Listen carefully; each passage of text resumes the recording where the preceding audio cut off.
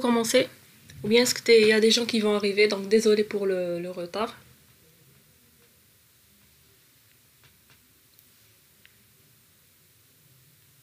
Est-ce que vous arrivez à voir mon écran? Oui, madame. Alors, aujourd'hui on va faire le 6e TP, donc c'est un TP qui concerne le protocole Telnet. Donc Telnet, c'est un protocole de niveau applicatif.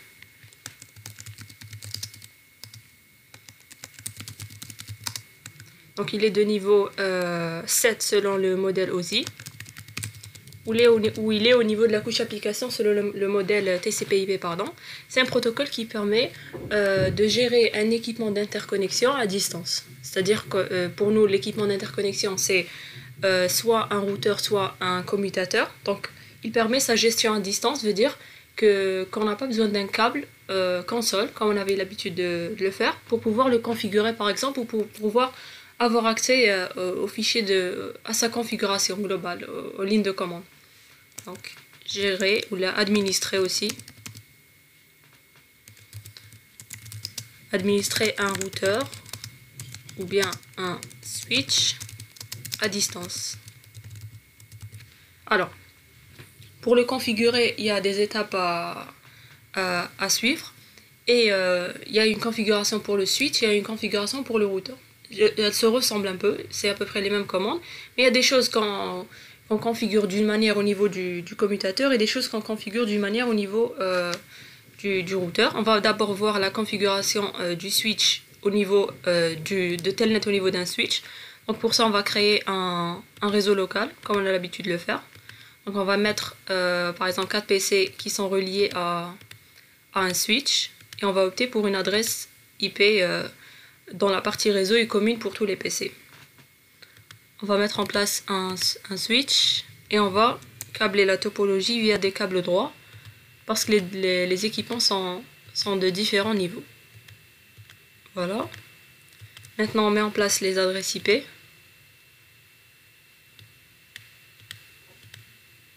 Donc on met pour ce PC 192.168.1.1. On met pas de passerelle parce qu'on est en local. On n'est pas connecté à un routeur.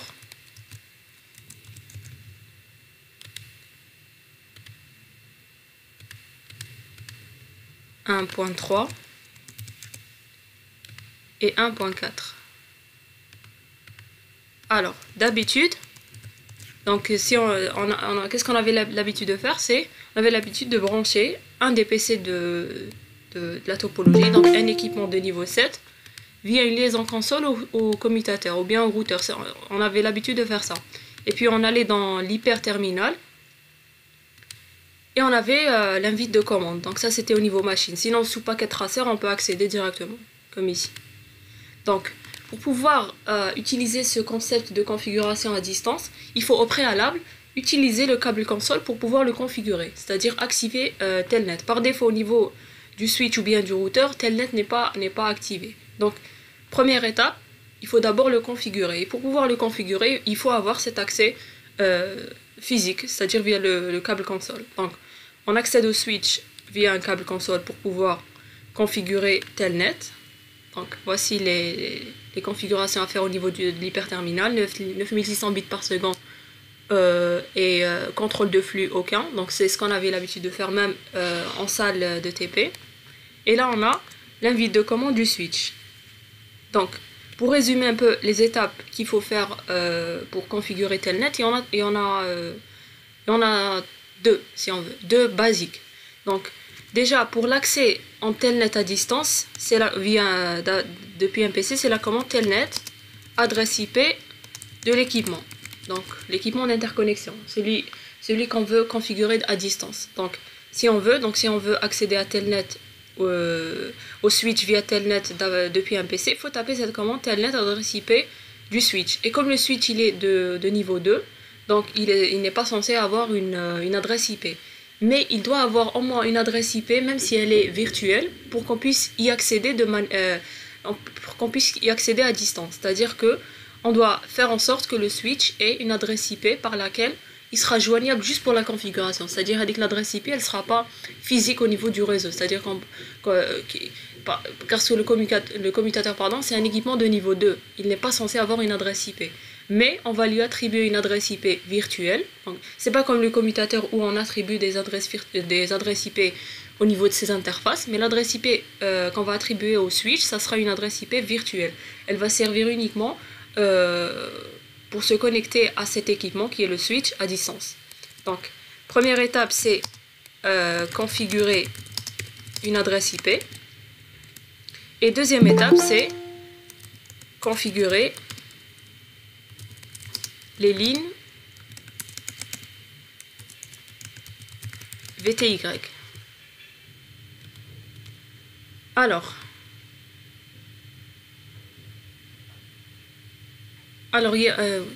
qu'est-ce qu'il y a des coupures? Est-ce que vous avez tous des coupures ou bien c'est uniquement votre camarade?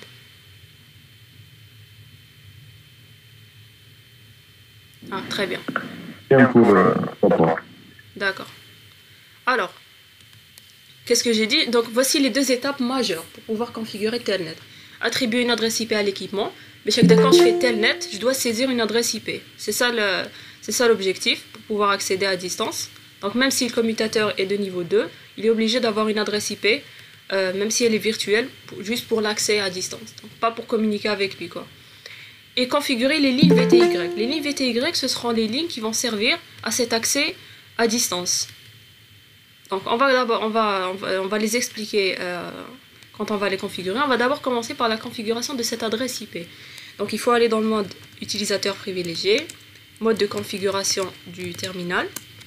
Donc pour le routeur, qu'est-ce qu'on avait l'habitude de faire? On avait l'habitude de faire interface, nom de l'interface et numéro de l'interface. Bon, au niveau du switch, il y a une interface qui est virtuelle qui s'appelle interface VLAN 1. Son nom c'est VLAN et son numéro c'est 1.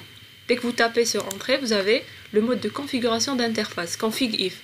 Donc c'est la même chose qu'au niveau du routeur, c'est-à-dire vous aurez la possibilité d'attribuer une adresse IP, un masque et de l'allumer aussi. Donc ça sera IP adresse, on va lui donner une adresse du réseau, donc 192.168.1.5 par exemple.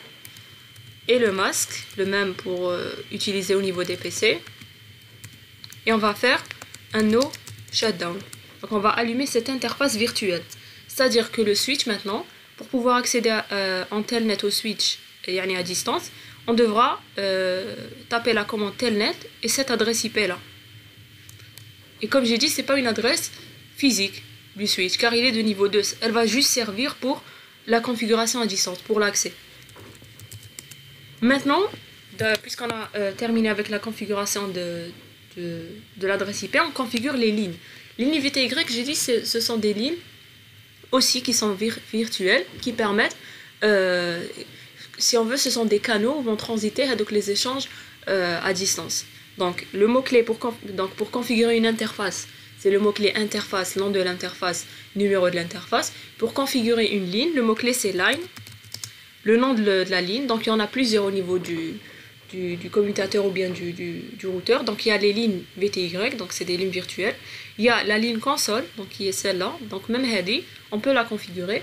Et il y a les lignes auxiliaires qu'on ne verra pas. On va voir les lignes VTY, après on verra la ligne console. Donc on tape le mot-clé VTY, et là on est censé taper deux numéros de ce style. Donc ligne VTY, X puis Y.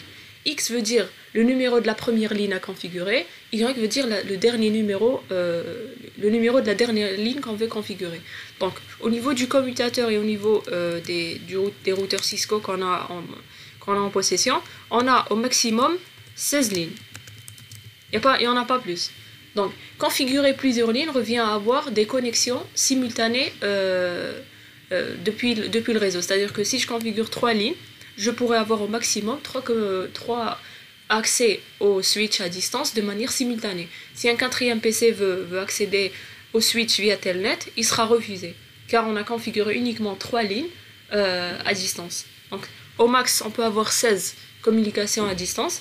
Donc la commande globale qu'on a l'habitude de faire, c'est ligne VTY 0 jusqu'à 15. Ça veut dire qu'on va configurer la ligne 0 jusqu'à la ligne 15. Donc on va configurer les 16 lignes. Si on voulait configurer les 5 premières lignes, ça sera de 0 à 5, à 4, pardon. Donc la ligne 0, la ligne 1, 2, 3 et 4, etc. C'est comme on veut. On peut commencer à partir de la ligne 5 jusqu'à la ligne 6. Donc on configure la ligne 5 et la ligne 6. Ça veut dire qu'on va permettre uniquement 2 accès au switch à distance, de manière simultanée.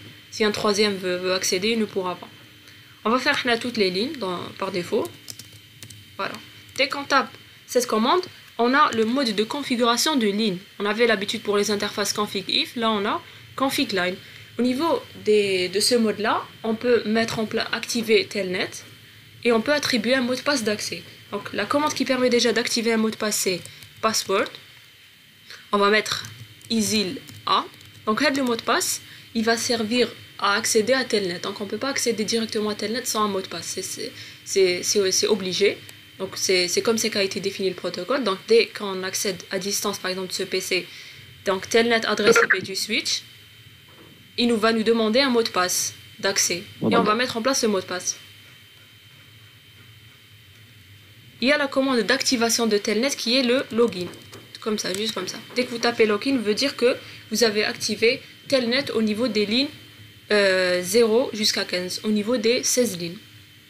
Donc c'est tout ce qu'il faut faire pour la configuration des lignes. Donc si on veut, on peut résumer ce qu'on a fait ici quand même. Donc là on a le switch, on est en mode config. Donc on va au niveau de l'interface virtuelle. Là on se positionne au niveau du mode de configuration d'interface, config if, et on tape la commande IP adresse .1.5, il faut que ça soit du même réseau logique. Et après on tape, on active cette interface, no shutdown.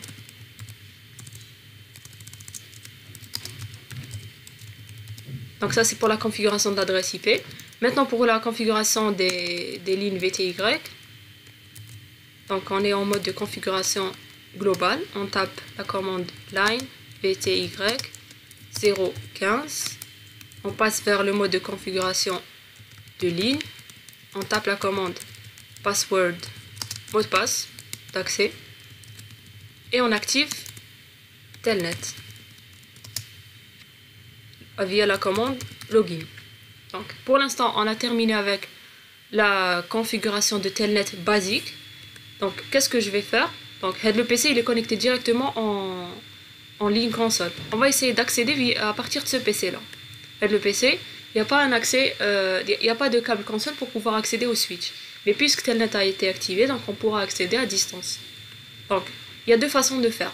Soit on va au niveau de l'invite de commande et on tape la commande telnet. Mais ça se fait pas au niveau des machines. C'est-à-dire qu'au niveau du CMD de Windows, il n'y a pas la commande telnet, elle n'existe pas. Donc on devra passer par un outil. C'est comme pour l'hyperterminal. Pour la ligne console, on passe par l'outil hyperterminal. Pour l'accès en telnet, on passe par un outil qui s'appelle PuTTY. Comme ça. Il est téléchargeable de manière gratuite. Il faut le télécharger. Et au niveau de cet outil, on saisit l'adresse IP de l'équipement qu'on veut joindre. Et on clique sur Connect. Et après, on tape le mot de passe et on a l'accès. Donc au niveau de Packet Tracer, cet outil existe. Il s'appelle telnet/ssh client. On va choisir telnet parce que SSH c'est aussi une autre version améliorée de telnet qu'on verra après. Et là on tape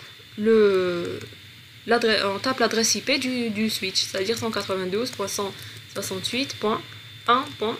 Et on clique sur Connect.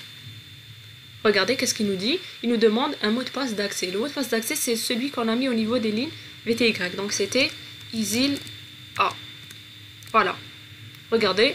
On est au niveau du mode utilisateur simple, au niveau du switch, sans câble de connexion. Donc on a accédé au commutateur à distance.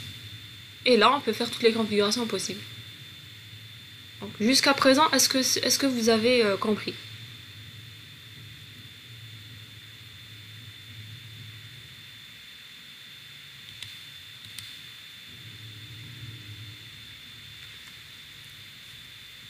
Est-ce qu'il n'y a pas de questions jusqu'à présent pour qu'on puisse continuer?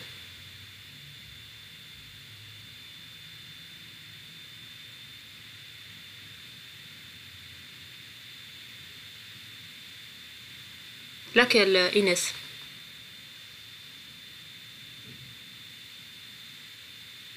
Donc c'est quoi? Comment accéder à l'équipement via Telnet? Ou bien la configuration?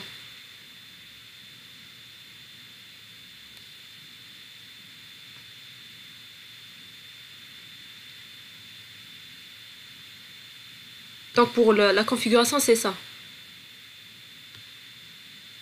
Comment accéder? Vous allez au niveau du PC. Du PC qui n'est pas connecté, si on veut, via console. Hein. Pas la peine d'accéder via celui-là parce que celui-là, il a un câble console. Mais il peut aussi accéder en Telnet. Donc par exemple celui-là, il y a juste un câble de communication, un câble Fast Ethernet. Donc vous cliquez sur le PC. Vous avez, j'ai dit, au niveau de paquet tracer, deux façons de faire. Soit vous allez au niveau de l'invite de commande et vous tapez Telnet adresse IP, donc 1.5. Telnet. Voilà. Et vous tapez votre mot de passe, isil A. Soit, donc ça se fait uniquement sous paquet tracer. Le CMD de Windows n'offre pas la commande Telnet. Il faut aller via un outil. C'est comme pour l'hyperterminal. L'outil au niveau de paquet tracer, il s'appelle Telnet/SSH Client. Vous choisissez protocole Telnet. Vous tapez l'adresse IP du commutateur.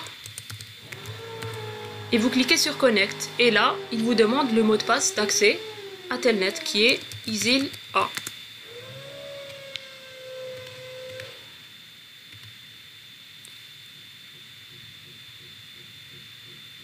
Voilà. On va essayer maintenant d'accéder plus profondément au niveau du switch. On va aller au mode Enable, donc utilisateur privilégié. Regardez ce qu'il nous affiche comme message. Il nous dit No password set. Donc, qu'est-ce qu'on remarque, c'est que quand on essaie d'accéder en utilisant Telnet, si on ne met pas un mot de passe pour le mode d'utilisateur privilégié, il va nous priver l'accès. Ça, c'est une barrière de sécurité en plus, c'est-à-dire qu'il nous force à mettre en place un mot de passe au niveau du mode d'utilisateur privilégié pour pouvoir accéder. Donc, troisième étape, bon, qui n'est pas, donc ça c'était la configuration si on veut basique, mais il y a normalement une troisième étape qui est de configurer un mot de passe pour le mode d'utilisateur privilégié ou bien enable. Donc il faut mettre au niveau du mode utilisateur privilégié pour pouvoir accéder à ce mode un mot de passe. Si on ne met pas ce mot de passe, on ne peut pas continuer à accéder au niveau du switch, c'est-à-dire qu'on peut pas aller au mode de configuration du terminal, etc. Donc c'est imposé quoi. Donc on est obligé de mettre en place un mot de passe. Donc on revient au niveau du PC0 qui permet de configurer Telnet au niveau du switch. On accède via hyperterminal et on continue cette configuration. Donc on va attribuer un mot de passe pour le mode d'utilisateur privilégié. La commande c'est enable password et on met un mot de passe. Donc on ne met pas le même mot de passe que l'accès aux lignes VTY. On va mettre par exemple L3 isil comme ça. Entrée, c'est bon. Maintenant le mode d'utilisateur privilégié est maintenant sécurisé par un mot de passe. On va essayer maintenant d'accéder en Telnet à partir du PC numéro 3. Donc on est au niveau du mode utilisateur seul. On va taper la commande maintenant enable. Là, il nous demande de spécifier le mot de passe concernant le mode utilisateur privilégié qui est L3 isil. Et voilà, maintenant on peut accéder en mode de configuration du terminal, on peut faire toutes les configurations possibles, on peut accéder à tous les modes au niveau du switch. Donc cette étape-là, si on veut la configuration de ce mot de passe, on est forcé de le faire. Donc la commande c'est enable password mot de passe enable. Donc c'est pas le même mot de passe que le mot de passe Telnet. On peut mettre les mêmes, mais juste pour vous montrer la différence. C'est que quand vous tapez Telnet adresse IP du switch, on vous demande ce mot de passe, puis vous tapez la commande enable pour pouvoir accéder au mode utilisateur privilégié, et là vous tapez ce second mot de passe. Donc voilà la configuration à faire au niveau pour activer Telnet au niveau du switch, complète si on veut. Donc il y a 3 étapes majeures. Configurer une adresse IP juste pour l'accès, configurer les lignes virtuelles et configurer un mot de passe pour le mode d'utilisateur privilégié parce qu'on est obligé de le faire. C'est imposé par Telnet. S'il n'y a pas un mot de passe qui est mis au niveau de Enable, il refuse l'accès. Il nous dit qu'il n'y a pas de mot de passe qui a été attribué au mode d'utilisateur privilégié, donc je ne tolère pas un accès au mode d'utilisateur privilégié. Est-ce que vous avez des questions concernant la configuration de Telnet au niveau du commutateur?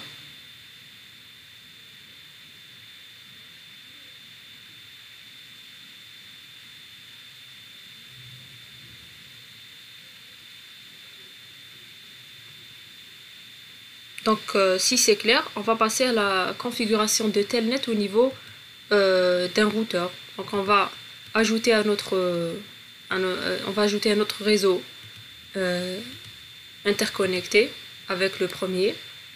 On va mettre par exemple uniquement 2 PC, ça suffit. On met aussi un switch et on relie les 2 switches via un routeur. On va choisir n'importe quel, on va choisir celui-là. Et on va faire les câblages d'abord nécessaires. On configure les adresses IP au niveau du deuxième réseau. Donc ça sera par exemple 192.168.2.1. Là on est obligé de configurer les passerelles parce qu'on a un routeur, donc on mettra .10 pour les passerelles. Donc même au niveau du premier réseau, je vais ajouter les passerelles. Donc ça c'est comme on a l'habitude de le faire. Voilà. Là je mets la passerelle 1.10. 1.10 pour les 4 PC.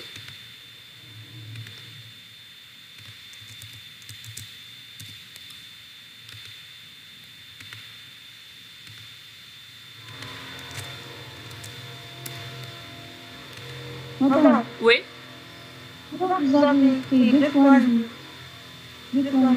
Comment? Donc, vous avez écrit dans l'adresse Oui.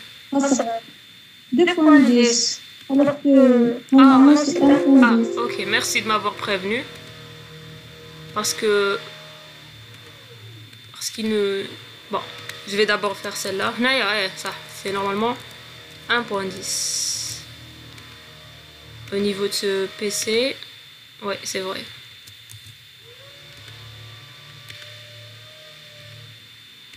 « 1.10 », il manque le dernier.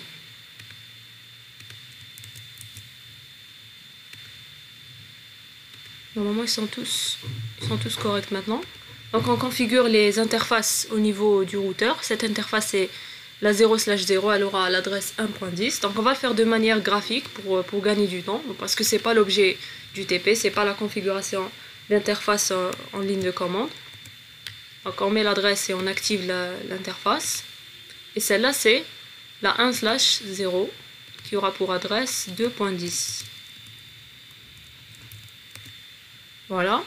On teste la connectivité pour voir que tout est bon. Bon, il faut attendre que ça s'allume. On peut accélérer sinon. Bon, les premiers ne marchent pas parce qu'il y a des diffusions ARP. Voilà, ça marche. Maintenant, on va essayer de configurer Telnet au niveau de ce routeur-là. Donc, il nous faut un équipement d'accès en mode console d'abord pour activer Telnet. Donc ça c'est toujours la première étape. On peut utiliser n'importe quel PC, que ce soit de ce réseau ou bien de ce réseau là.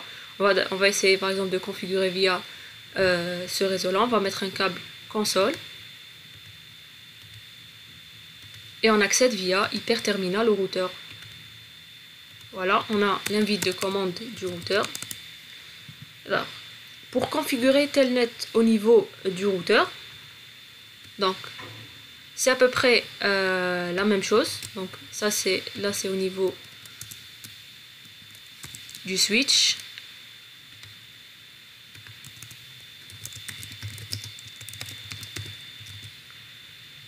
pour le routeur, il y a la première étape qui est configuration d'une adresse IP. Donc ça, pas la peine de la faire, on l'a déjà fait.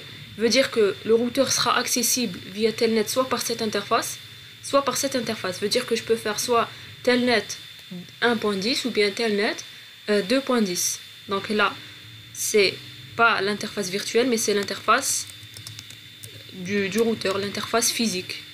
Donc c'était 1.10. Donc une seule suffit si on veut. La deuxième, on est obligé de la configurer parce que on a un réseau qui doit être fonctionnel. Veut dire que la configuration déjà des interfaces, elle est par défaut si on veut. Donc au niveau de Telnet, on va utiliser une des adresses IP des interfaces du routeur. Donc s'il avait 3 aussi, on pourrait avoir accès en Telnet à ce routeur, soit par l'adresse ici ou ici. 3.10, 2.10 ou bien 1.10. Configuration des lignes VTY se fait de la même manière et configuration du mode utilisateur privilégié aussi se fait de la même manière. Donc on va mettre les mêmes configurations. Donc on accède au mode de configuration d'interface, on accède au mode de configuration des lignes VTY, password, on va mettre ISIL.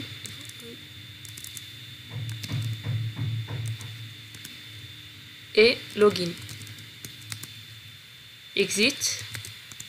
Et on va configurer un mot de passe pour le mode utilisateur privilégié.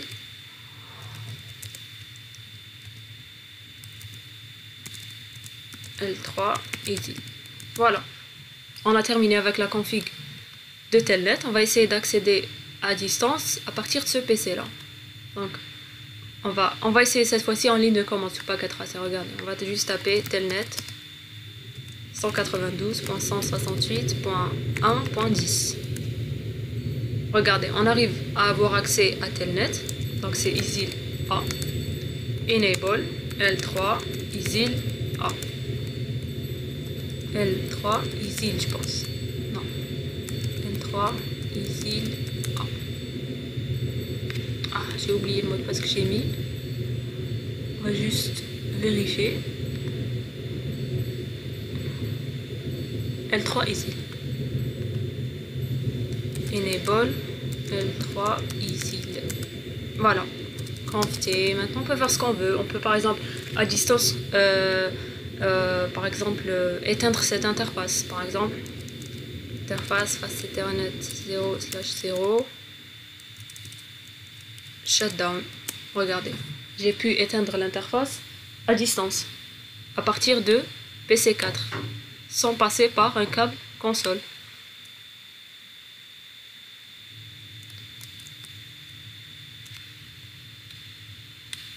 Maintenant, je ne peux plus avoir accès à Telnet via cette interface. Pourquoi? Parce que je l'ai désactivé. Donc maintenant, on m'a fait sortir en Telnet parce que j'avais accès via cette interface. Donc je peux me reconnecter via la seconde interface. Voilà. ISIL A, Enable, L3 ISIL, configuration du terminal. J'accède à l'interface que j'ai désactivée et je la réactive. No shutdown. Voilà. Exit. Vous voyez qu'on peut accéder à Telnet soit par la première interface ou bien la seconde interface.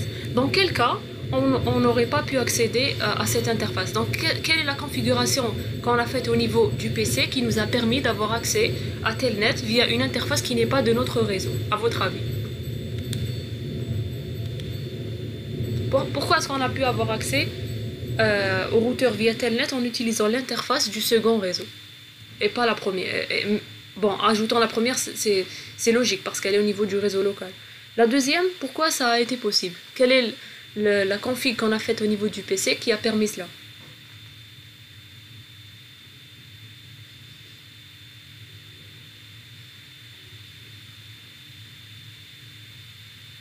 Puisqu'on peut accéder à une interface qui n'est pas de notre réseau.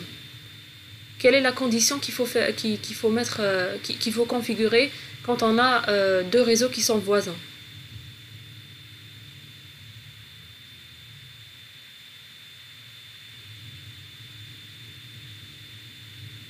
Vous m'écoutez?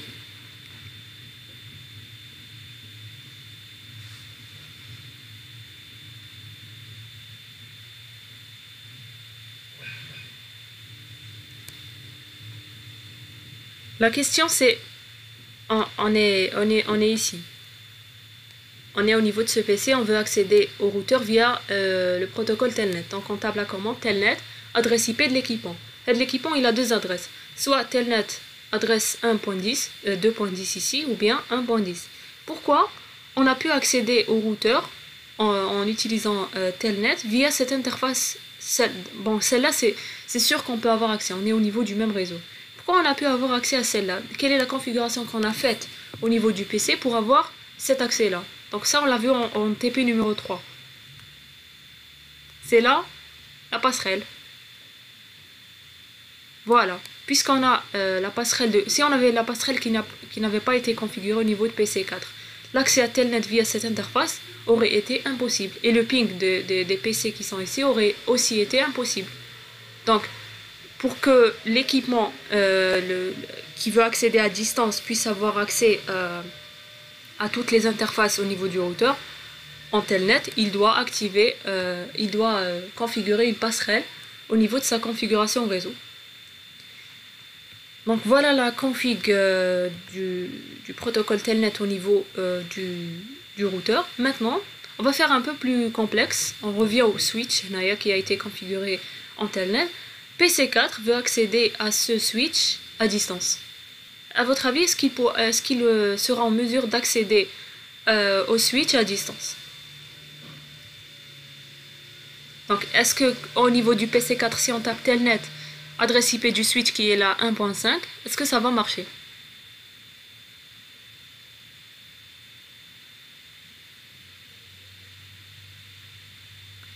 Pourquoi? Bon, pour vous, parce qu'on a configuré la passerelle. Donc, vous avez raison. La moitié de la réponse, c'est-à-dire que PC4 qui veut joindre le switch 0 à distance, il va taper Telnet adresse IP du switch 1.5. Donc, puisqu'il communique avec un autre réseau, donc il va diriger son message vers la passerelle. Donc, le routeur, il va remettre la requête Telnet au switch, mais le switch, quand il va répondre, est-ce qu'il sera en mesure de répondre? Le switch, il peut répondre uniquement localement. Mais s'il doit répondre à un équipement qui est d'un autre réseau, il ne pourra pas. Pourquoi? Parce que au niveau du switch, on n'a pas spécifié ce qu'on appelle la passerelle. Bon, on va essayer l'accès. Hein, regardez. Exit. On quitte l'accès au routeur. On va essayer Telnet 192.168.1.5.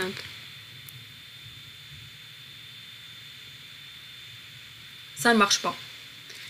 L'accès, l'aller, ça marche, donc la requête arrive au switch, mais le switch n'arrive pas à délivrer la réponse. Parce qu'au niveau du switch, on n'a pas spécifié la passerelle. Pour pouvoir spécifier la passerelle au niveau du switch, donc on revient au niveau du PC0 qui configure Telnet au niveau du switch. Enable, donc on tape le mot de passe Enable, L3, ici.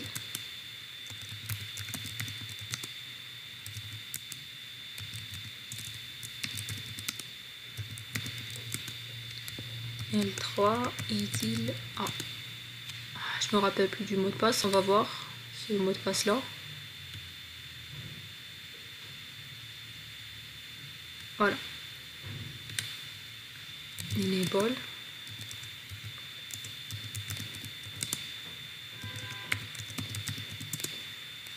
Configure terminal.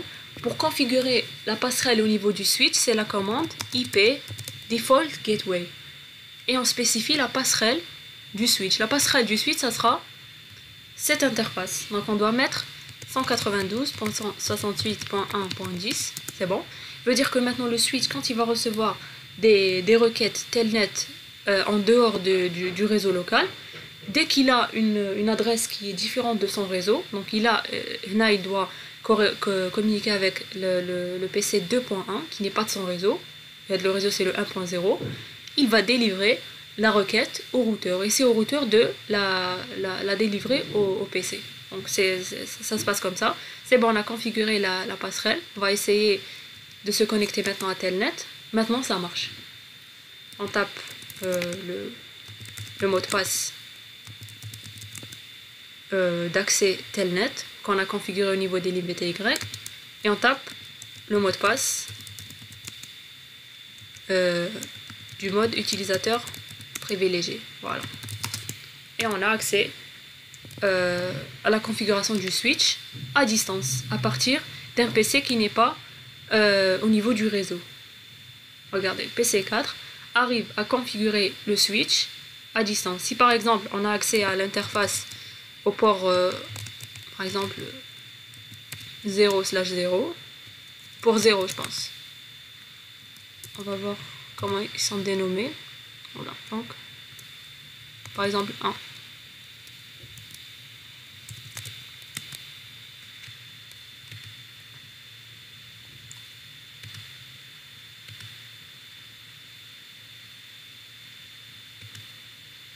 Voilà, c'est bon.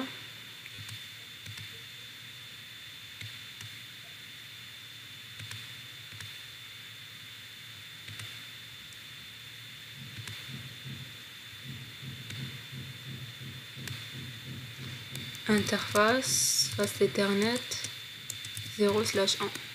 Voilà, par exemple, qu'est-ce que je vais faire? Je vais essayer d'éteindre le port 0/1. Je mets la commande shutdown. Regardez, j'ai pu éteindre ce port à distance. Je peux réallumer ce port à distance. Je peux faire toutes les commandes possibles. Afficher le fichier de configuration, configurer toutes sortes de protocoles, de configurations à faire au niveau du routeur ou bien du switch.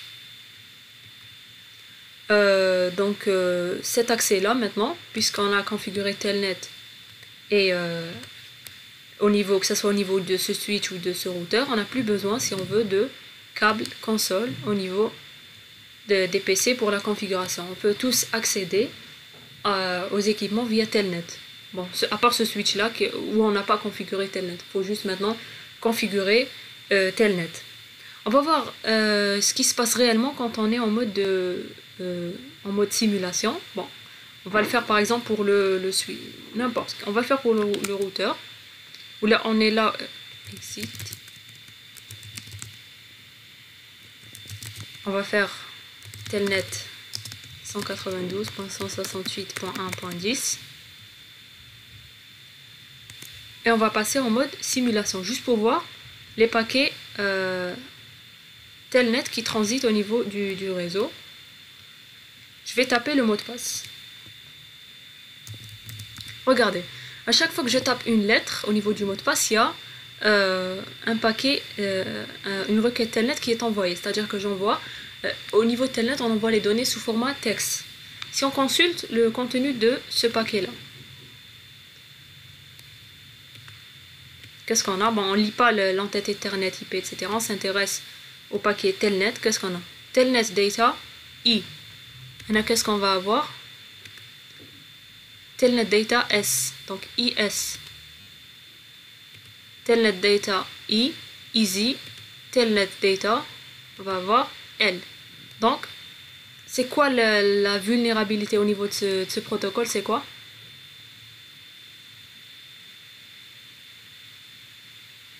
Donc, quand je consulte le contenu des requêtes Telnet, j'arrive à voir le mot de passe. J'arrive à voir. Voilà, il n'est pas sécurisé. C'est-à-dire que s'il y a au niveau du réseau un attaquant, par exemple, qui essaye qui se positionne au niveau du réseau et qui capte tous les messages qui transitent entre le PC et le switch, par exemple. Quand le PC, par exemple, est en train de taper un mot de passe ou bien il est en train de taper des configurations, il va récupérer tous les paquets qui passent et il va, par exemple, déduire tout ce qui est mot de passe, tout ce qui est information confidentielle, etc. Donc, il n'y a aucun chiffrement qui se fait au niveau de Telnet. On envoie la donnée telle qu'elle sous format texte. C'est pour ça que le protocole Telnet, de nos jours, a été abandonné au profit d'un autre protocole qui est le protocole SSH. Donc, de nos jours, on privilégie SSH. SSH, c'est aussi un protocole applicatif qui permet de gérer un équipement à distance, tout comme Telnet, sauf qu'il est sécurisé. Donc, SSH, c'est pour Secure Shell. Donc, la config, c'est la même à peu près. Il faut configurer une adresse IP, il faut configurer un mot de passe, il faut configurer les lignes PTY.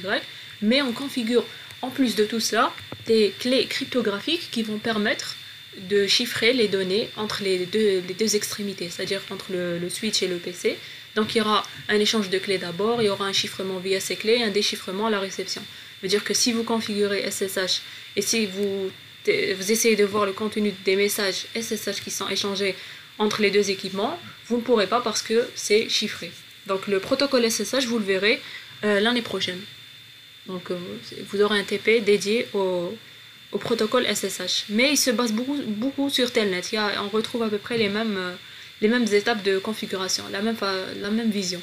Sauf que ce dernier, on lui ajoute des clés pour que ça soit, pour que le message ne soit pas envoyé en clair. Voilà. Donc voilà l'objet du TP d'aujourd'hui. Déjà, est-ce que vous avez des questions?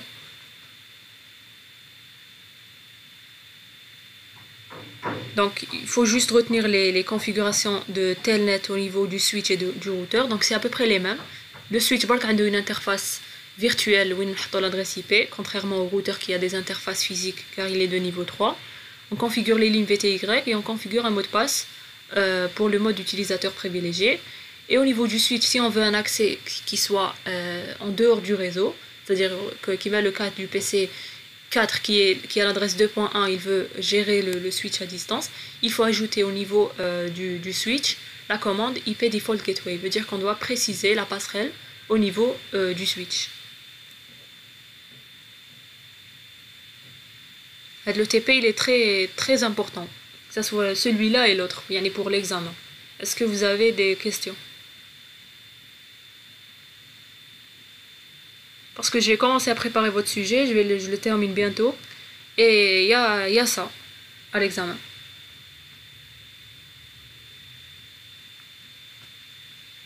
Mais ne vous inquiétez pas concernant les commandes, vous n'êtes pas censé les apprendre. Hein. Vous aurez à la fin de l'examen un mémo. Vous aurez toutes les commandes à utiliser. Vous ne les aurez pas dans l'ordre. Par exemple, vous les aurez comme ça. Vous n'aurez pas le mode. Vous aurez juste comme ça, interface, nom de l'interface, numéro. Vous aurez la commande pour l'attribution d'une adresse IP comme ça. No shutdown comme ça. Pas dans l'ordre aussi. Je veux dire que il faut juste comprendre la logique de configuration. On va dans l'interface. Vous savez que cette commande, elle se fait au niveau config if, pas config, pas mode utilisateur privilégié. Ça, il faut le savoir. Même chose ici. Vous n'aurez pas ça. Et vous les aurez pas dans l'ordre. Mais vous aurez toutes les syntaxes, quoi. Vous n'êtes pas censé apprendre les commandes par cœur. Sauf si vous pouvez les apprendre par habitude. C'est pour la semaine prochaine. À partir de mercredi. Donc c'est officiel. Vous ne commencez pas le samedi. On va commencer mercredi. Puis l'autre semaine. C'est-à-dire mercredi, c'est un jour d'études. Puis du dimanche prochain jusqu'au jeudi prochain. Je ne sais pas quand est-ce qu'est prévu notre créneau. Ils n'ont pas encore envoyé les emplois du temps.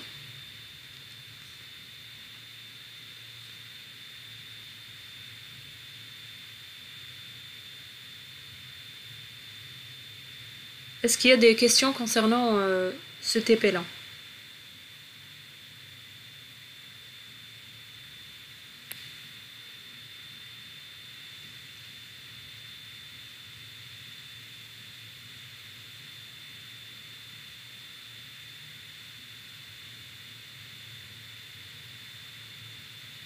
Oui.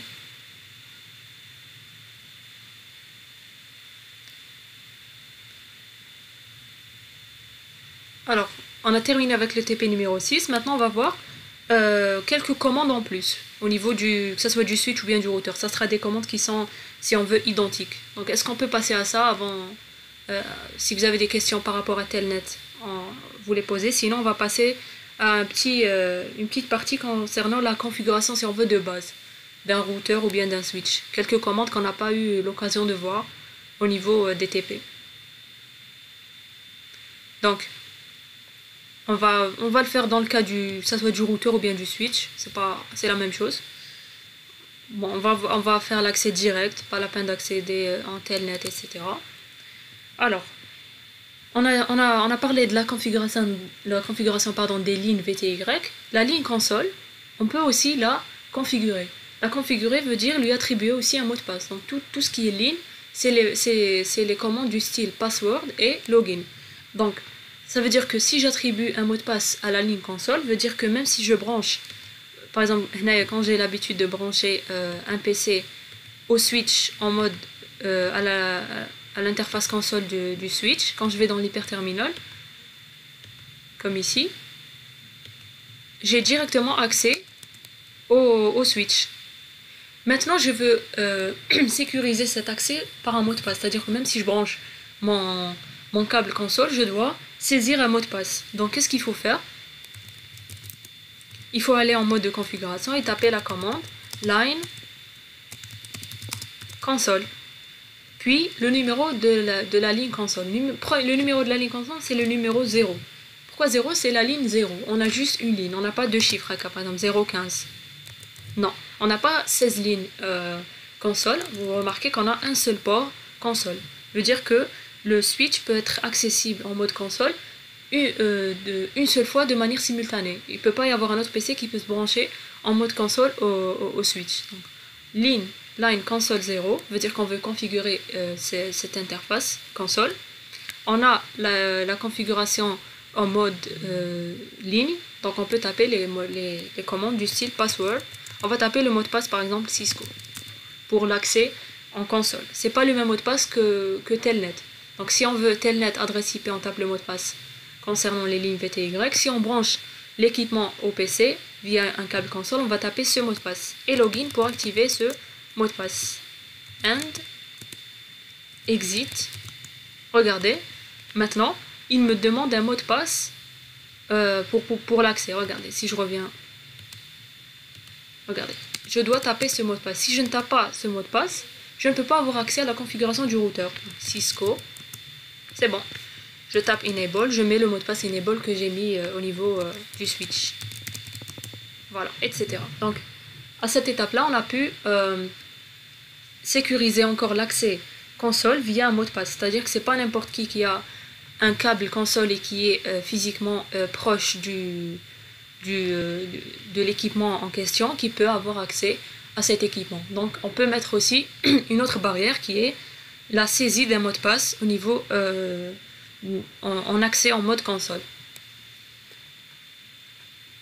Bon, il y a aussi la configuration d'un nom au niveau du switch, c'est la commande hostname et on donne un nom, par exemple EasyA. Veut dire que le switch n'a pas le nom par défaut qui est switch, mais maintenant il s'appelle EasyA. Si on avait plusieurs switches, si on avait une certaine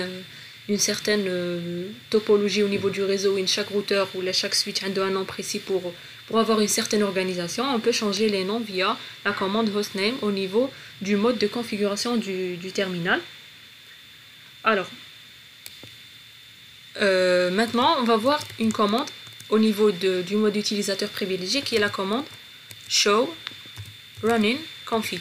Show running config veut dire afficher la configuration en cours, afficher le fichier de configuration en cours. Regardez ce que ça nous donne. Ça nous donne ces lignes-là. Ces lignes-là sont toutes les commandes qu'on a saisies ou toutes les commandes qui sont par défaut. Regardez, j'ai saisi un mot de passe au niveau du mode utilisateur privilégié, il est listé. Le hostname, il est listé. Au niveau des interfaces du switch, il n'y a rien. J'ai saisi une adresse IP au niveau de l'interface virtuelle. J'ai saisi la passerelle. J'ai configuré un mot de passe au niveau de la ligne console. J'ai configuré un mot de passe au niveau des lignes VTY, etc. Donc j'ai toutes les configurations que j'ai faites. Et il est bien, cette commande est bien, ça permet par exemple, surtout si on est au niveau machine, de débugger, de voir ce qu'on a fait. Au niveau du routeur, c'est à peu près la même chose. Bon, on tape le mot de passe. Et on tape la commande show running config. Donc c'est à peu près la même chose. Regardez, il y a hostname routeur par défaut, il y a le mot de passe utilisateur privilégié. Au niveau des interfaces, on a toutes les interfaces de niveau 3. Par exemple, les adresses IP que j'ai saisies au niveau des interfaces. Donc 1.10 au niveau de la 0/0, 2.10 au niveau de la 1/0. Ça permet de lister tout ce qu'on a fait comme commande. Le mot de passe des lignes VTY, etc. Donc déjà, regardez le mot de passe enable. Enable password vous remarquez que le mot de passe, il est stocké en clair. Et ça, c'est pas vraiment bien. Surtout si on avait à côté, par exemple, on est en train de visualiser le fichier, on avait à côté une personne qui est en train de voir ce fichier, elle peut directement capter le mot de passe. Donc, on aimerait bien que le mot de passe ne soit pas affiché en clair, mais soit chiffré.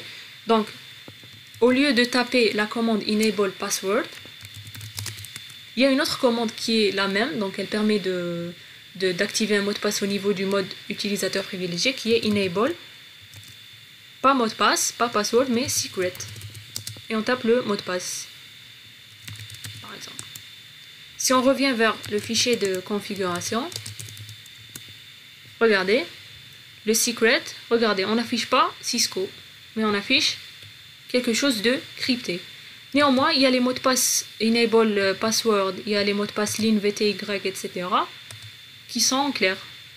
On aimerait aussi que ces mots de passe soient chiffrés. Pour permettre cela, il faut aller dans le mode de configuration du terminal et dire au switch ou bien au routeur, donc la commande marche au niveau du switch ou bien au niveau du routeur, et lui dire de chiffrer tous les mots de passe qui sont stockés au niveau du fichier de configuration. La commande qui permet cela, c'est service password encryption.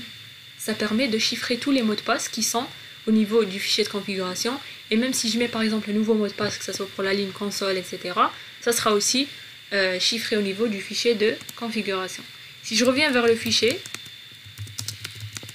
regardez, c'est chiffré maintenant. Même pour les lignes VTY, c'est chiffré. Je ne peux pas les voir. C'est les mêmes mots de passe, mais ils ne sont pas visibles au niveau du fichier de configuration.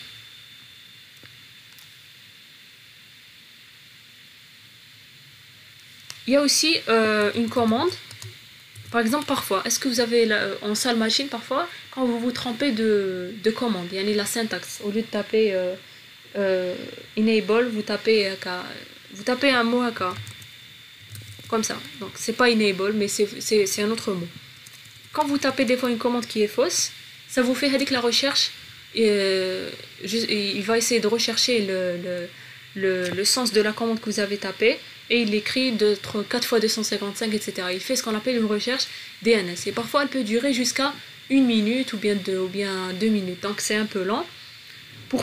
Pour désactiver cette recherche DNS, veut dire que même si on se trompe, on n'essaie pas de chercher le sens de la commande qu'on a saisie, on peut taper la commande no IP domain lookup.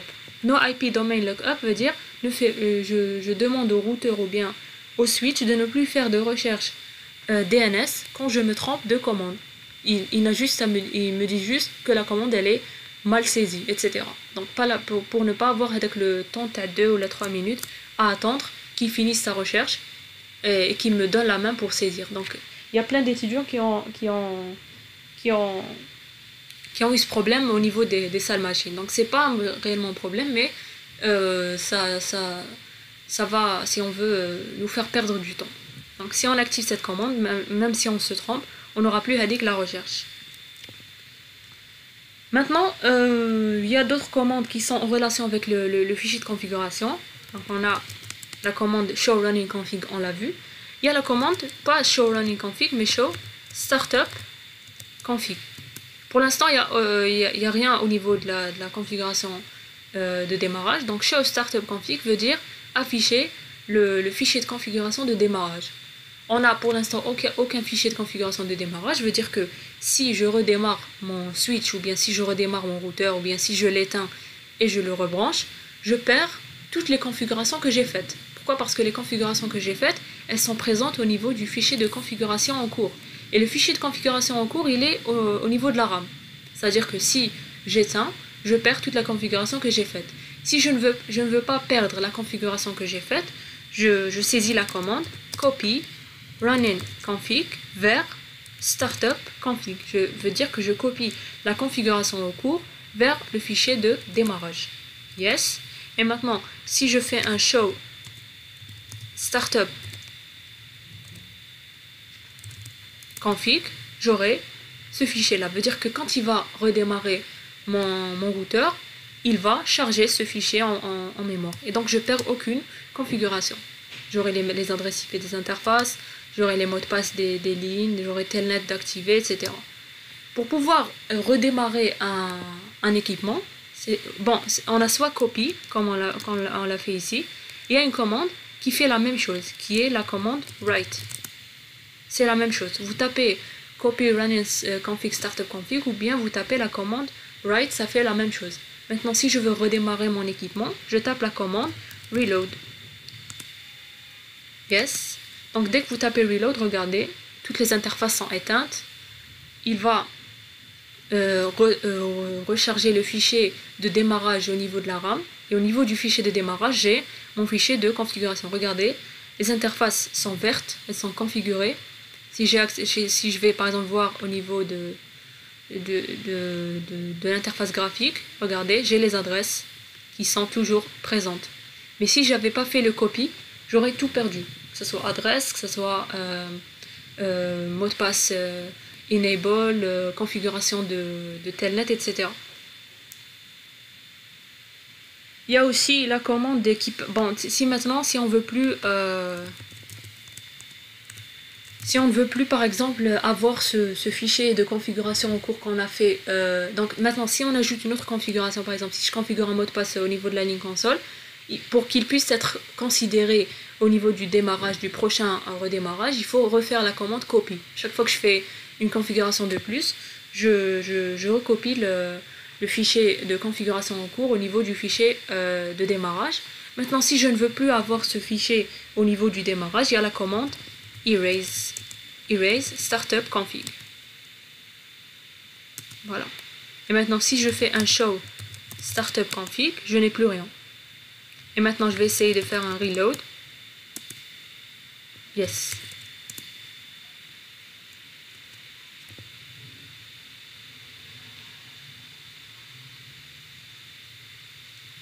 Maintenant, il va chercher le fichier de démarrage, le startup, et il va le charger. Je ne sais pas pourquoi il a gardé. Mais bon, je pense qu'il faut éteindre carrément.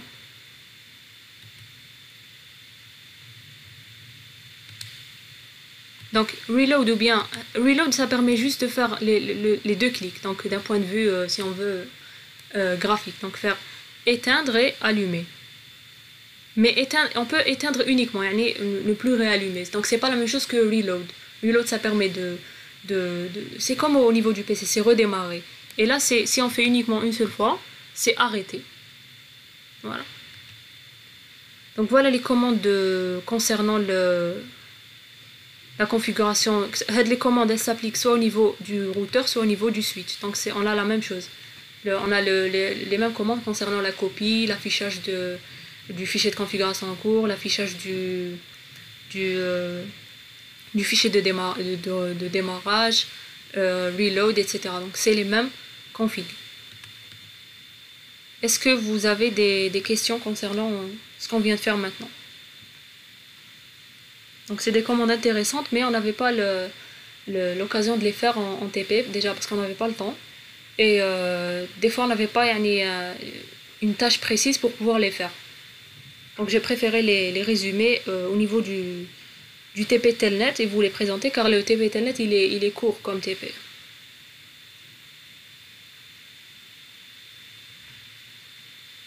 Même chose pour ces commandes, vous n'êtes pas censé connaître leur syntaxe. Il faut juste connaître si on veut leur sens, à quoi elles servent, c'est tout. Mais vous aurez les syntaxes au niveau du sujet. Il faut juste savoir comment les ordonner, il faut juste comprendre la logique de configuration, c'est tout. Mais à force de vous entraîner, vous allez les apprendre. Hein. Si vous faites beaucoup de manipulations, vous finirez par les apprendre.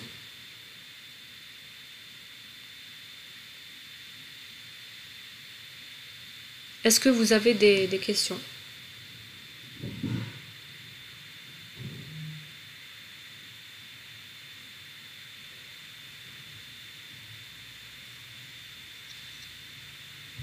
Non, c'est clair. Pour tout le monde. Donc, si c'est clair pour tout le monde, oui, ça sera écrit.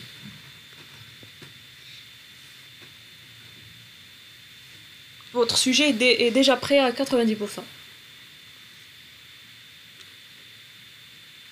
Bon, il est assez court comparant à celui de l'année passée, parce que vous avez 1 heure bulk. Mais il est très simple, et c'est ce qu'on a fait. Vous n'avez pas des questions, ce sont des questions directes. Vous avez les commandes, à vous de... Madame, Oui. la note, ça sera juste la note de l'examen ou bien le devoir maison avec j'ai une idée à vous proposer si vous voulez. Donc, on va faire l'examen sur 20. On va le noter sur 20. Si vous travaillez bien, je vous donne la note directement. S'il y a des gens qui ne travaillent pas bien, je le mets sur 10 et je mets 5 au niveau des manipulations sur machine, quand on s'est vu en TP, et 5 pour les devoirs maison que vous avez remis. D'accord, madame, merci. Tout va dépendre maintenant de votre... Si vous travaillez bien. Pour les gens qui travaillent bien, je note l'examen sur 20 directement. Et ceux qui ne travaillent pas bien, c'est un peu moyen, on fera le max entre les deux notes. On remet l'examen sur 10 et on vous donne, si vous avez bien manipulé, donc si j'ai coché dans ma liste A+, ou bien j'ai coché que vous avez terminé, vous avez 5. Et pour ceux qui n'ont pas fait toutes les tâches, ça sera 4, 3, donc c'est pas 0. Et le DM. Généralement, vous avez tous remis ISIL. Donc vous aurez 5. Déjà, vous avez 10 d'acquis et quelques points à bonus que vous allez récolter au niveau de l'examen sur 10. D'accord, merci. Mais pour les personnes qui travaillent bien en examen et où c'est meilleur que le DM plus les manips, on leur note l'examen.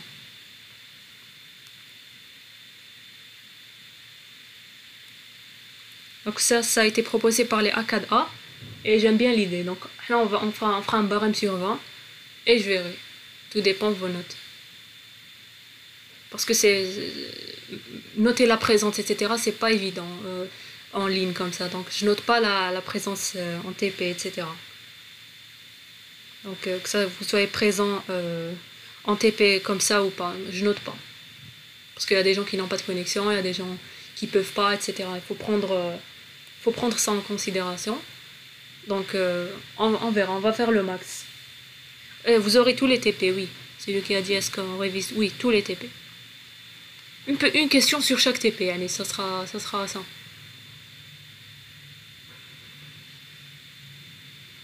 Vous répondez sur le sujet et vous avez les commandes à la fin. Dès que vous avez besoin d'une commande, vous essayez de... Déjà, il faut connaître la syntaxe. Vous voyez les fichiers que je vous envoie de résumé.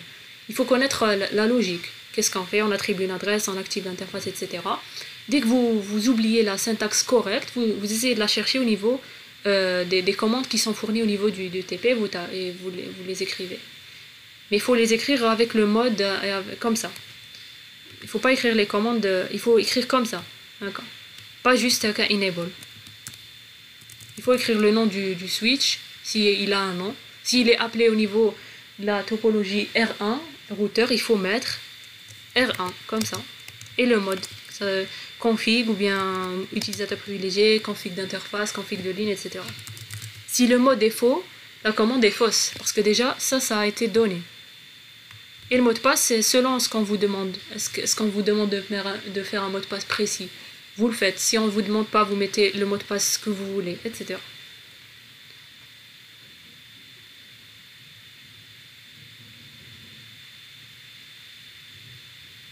Donc si c'est terminé, on reprend le TP numéro 7 à 11h30. Donc vous avez 30 minutes de repos.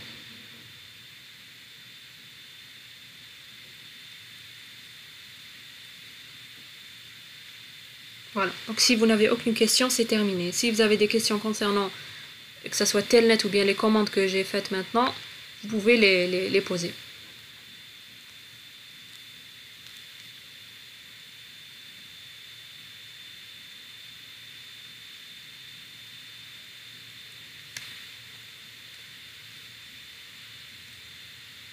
Voilà, donc on se retrouve vers 11h15, 11h20. Donc je vais allumer l'interface et on commencera vers 11h30.